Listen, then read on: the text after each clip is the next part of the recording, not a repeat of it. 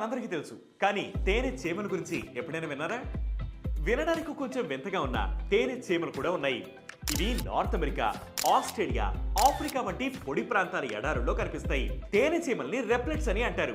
ఈ రెప్లెట్స్ ఉదరం అసాధారణంగా పెద్దగా ఉంటుంది. ఉదరం అంటే పొట్ట ఇంచుమించుగా ద్రాక్ష లేదా చిన్న బెర్రీ అంత పరిమాణంలో ఉంటుంది. శ్రామిక చీమలు ఎడారిలోని మొక్కల నుంచి మకరందాన్ని లేదా చిన్న కీటకాల నుంచి తీపి ద్రవాలను సేకరిస్తాయి. కొన్నిసార్లు అవి చెట్ల నుంచి శ్రమించే రసాన్ని కూడా సేకరిస్తాయి.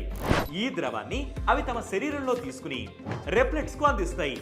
రెప్లెట్స్ ఈ ద్రవాన్ని ఉదరంలో నిల్వ చేస్తాయి. కొన్నిసార్లు వాటి శరీర బరువు కంటే చాలా రెట్లు ఎక్కువ ద్రవాన్ని నిల్వ చేయగలవు. ఇది ఒక అసాధారణ సామర్థ్యం. ఇక్కడది రాసాయనిక మార్పులకు లోరై ఆహార కొరత ఉన్నప్పుడు కాలానికి శక్తినిచ్చే పోషక పదార్థంగా మారుతుంది. ఆహారం అవసరమైనప్పుడు ఇతర శ్రామిక చీమలు రెప్లెట్స్ వద్దకు వెళ్లి నోటి ద్వారా ఈ ద్రవాన్ని తీసుకుంటాయి. ఈ ప్రక్రియను థ్రోఫలాక్సిస్ అంటారు. ఆస్ట్రేలియాలోని స్థానిక ఆదివాసీలు రెప్లెట్స్ ను సేకరించి వాటి తీపి ద్రవాన్ని ఆహారంగా ఉపయోగిస్తారు. ఈ రెప్లెట్స్ ను బుష్ టక్కర్ అని పిలుస్తారు.